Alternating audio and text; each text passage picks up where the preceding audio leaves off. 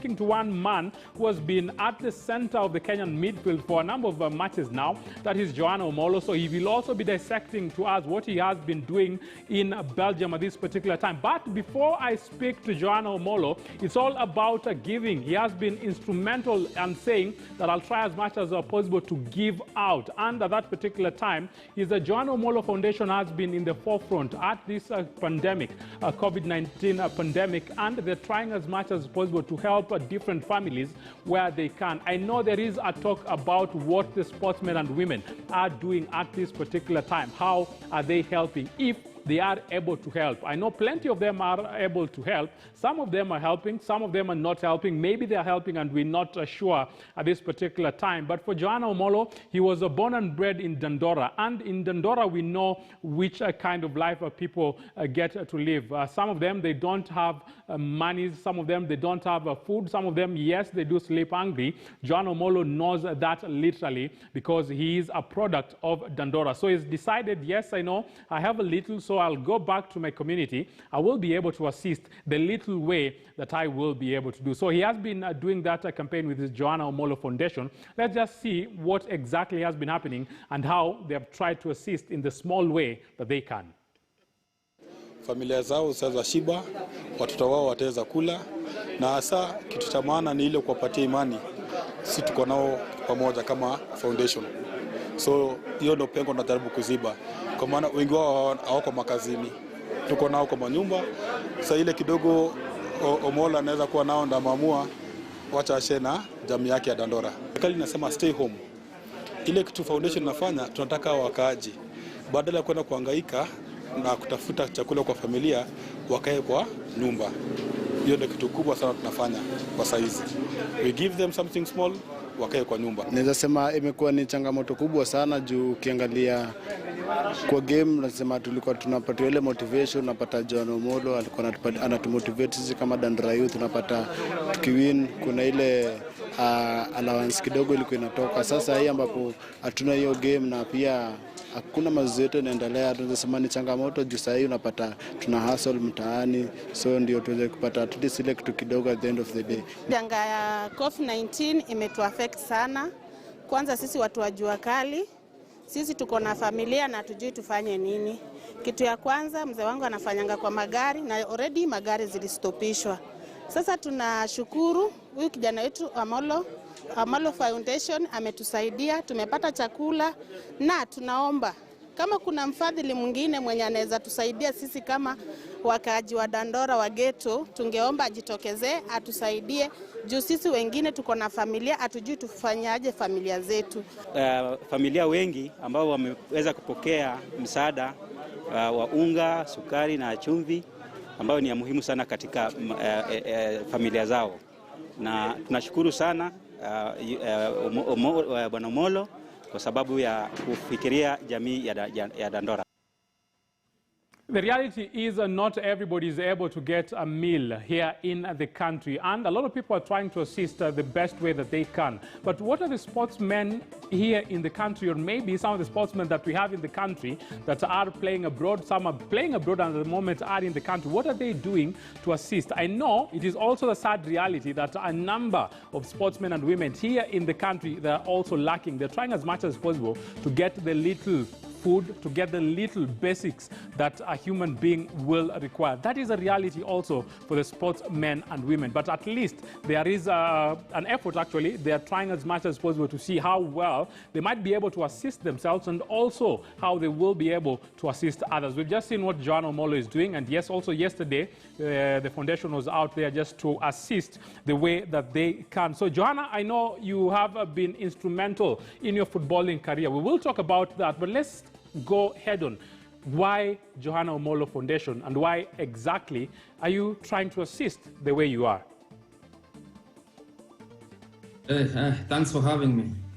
Anytime. Yes, yeah, we know that this pandemic has affected people differently.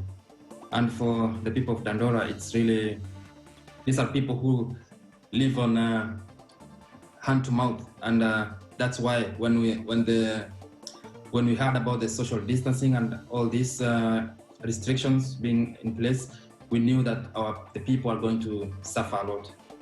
And well, as a sportsman, one of the values that I learned from playing sport is teamwork.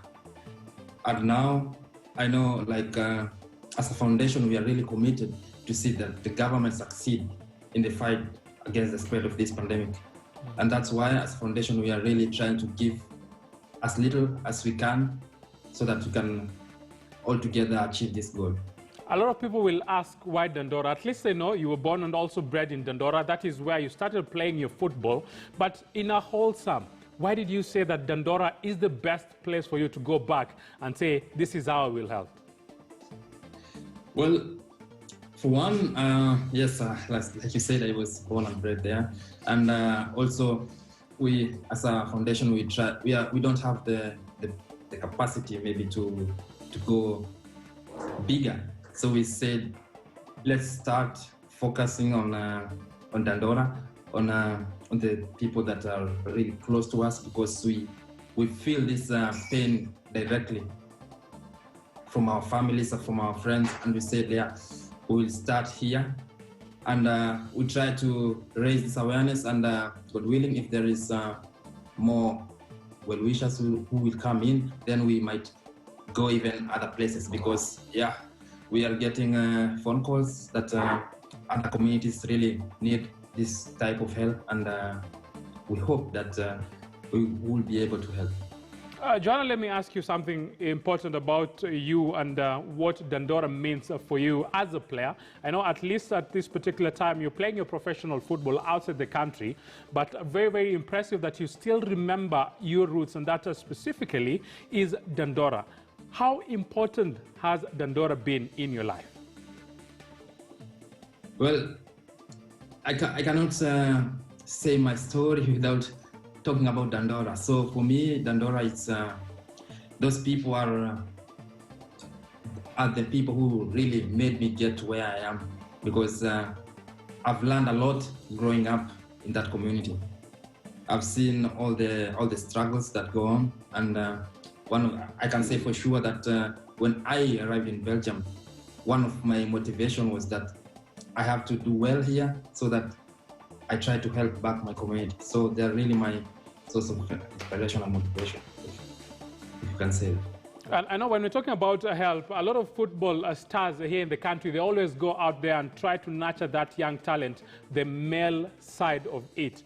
But so impressive, you in your foundation, even the girl child is an integral part of what you're doing, because you are out there supplying sanitary towels to the needy girls, supplying the basic education to the needy girls, educating and maybe paying even the school fees to some of the needy girls in Dandora. Tell me about it, and what exactly say that also a girl child needs to be assisted in all this.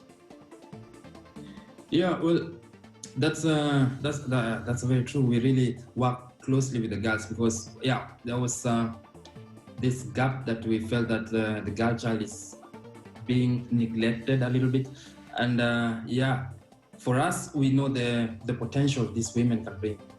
Like I've been saying this before, that even in the national team, you see how they perform. They're really top in their performance. They have been able to qualify in the AFCON, women's AFCON, back to back.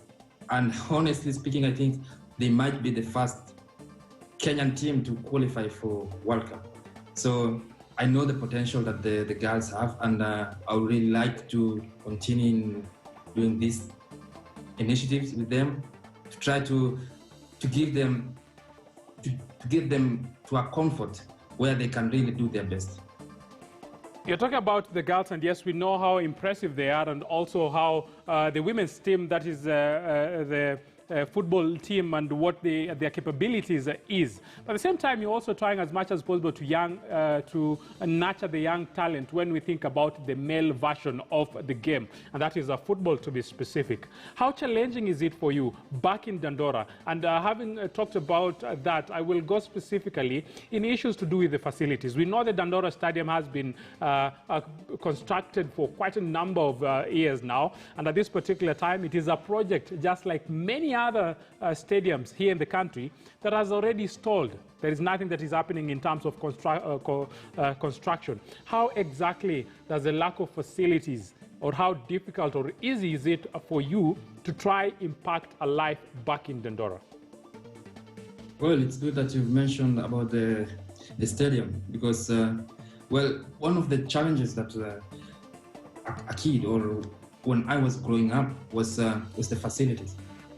To be able to have access to a proper facility to do your training is very vital for you to succeed in your profession. So we were so happy that the stadium was being built, because we knew that this is going to be a game changer for the community and also for these kids. Because, well, a kid who is in Kenya or in Dandora, the difference between him and a child who is in Belgium, for example, is the facilities. You know, there back home we don't know, we have nothing to nurture our talents, to sharpen our skills. Yeah. But here they have everything. That's why you see when someone comes here, it takes him a little longer to adapt, or even he fails because of these things like facilities. And well, now the stadium is being left like that because of course there is some cases, and it's really bad for us, for the people of Dandora, for the kids, because now they have nowhere to practice. We've been giving them these programs in that pitch. Before it was at the stadium, but now when everything is closed, now there are nowhere to go, and this is affecting us big time. A lot of our projects are on hold because, well, we cannot implement them because of the lack of the facility. You're one person that knows what it means to have that lack of facility. Tell us about your footballing journey. How easy was it for you to play? I know not everybody knows how you started playing football, or what led you to play football. And the first time you travel outside the country, that was a changing factor in your entire life. Just a little bit about your story and how you found yourself, first of all, playing in the under-20 national team.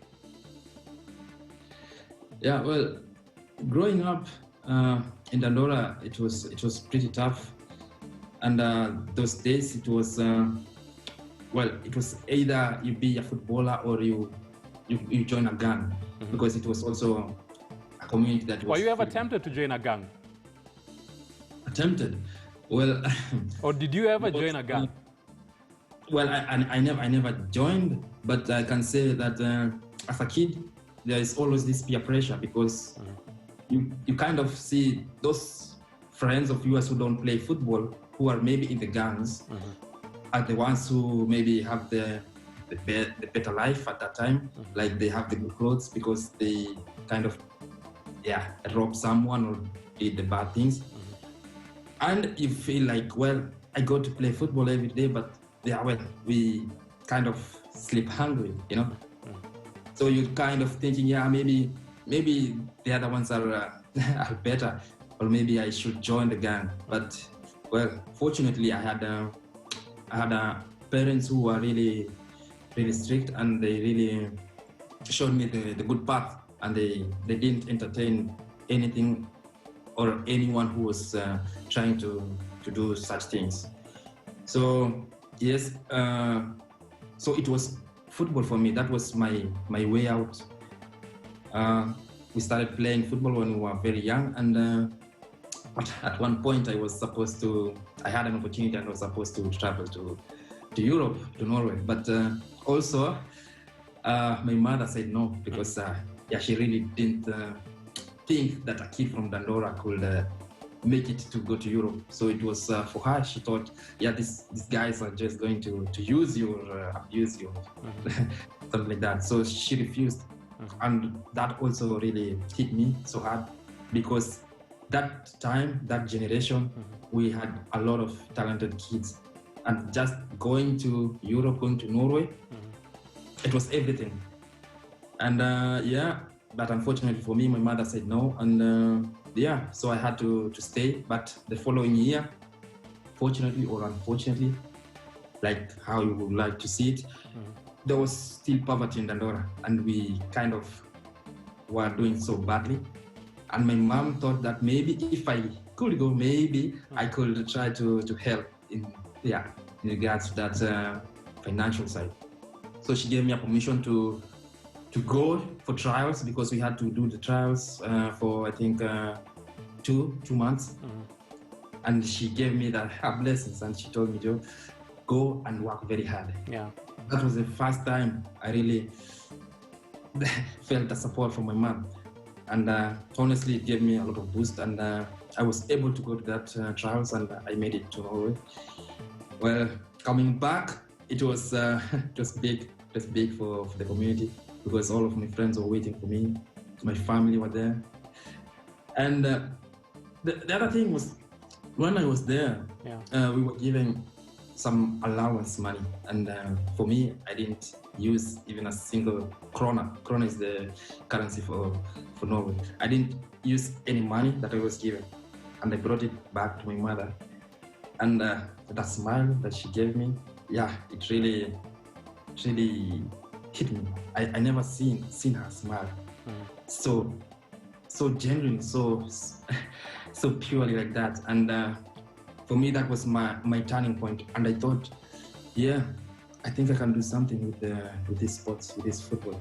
Let's fast forward. Because I know from there, under 20 now Harambee Stars, and also you're now playing a very, very critical role in this Harambee Stars side. In the qualifiers, you were very, very instrumental. That is for the Africa Cup of Nations, and also during the Africa Cup of Nations, I remember you coming in and showing the world what it means to play for the national team. How has your journey been specifically in this Harambee Stars outfit?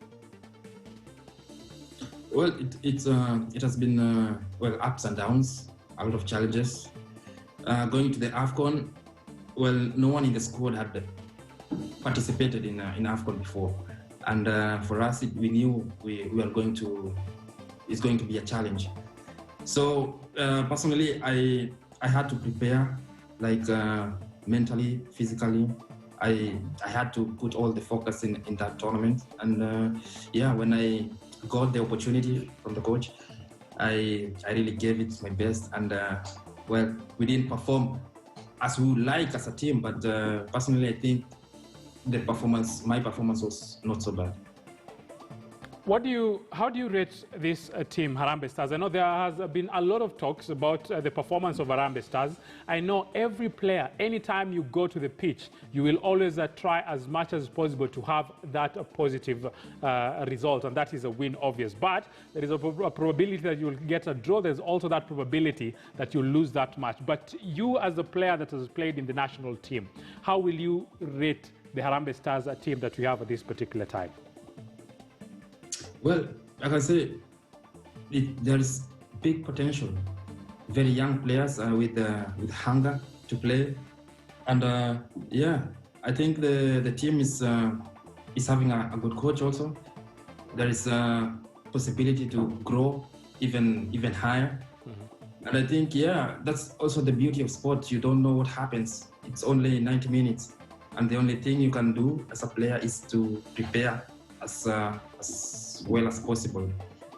And I think we are going in a good direction right now with this squad. I know there has been talks, and I know some of the players I spoke to the captain, I spoke to the likes of Olunga, and just a chunk of the players who plays for the national team, and some of them look to be worried about the World Cup qualifiers, and it's all about the fiasco in regards to the federation paying the monies owed to the different coaches. What will you say about that issue? Are you amongst the players who feel it will be very, very important for any part of the unit in the Harambee Stars to play in the World Cup qualifiers and any match that is there to be played by the different players in the national team? Yeah, well, I think it will be a shame if we get suspended, because,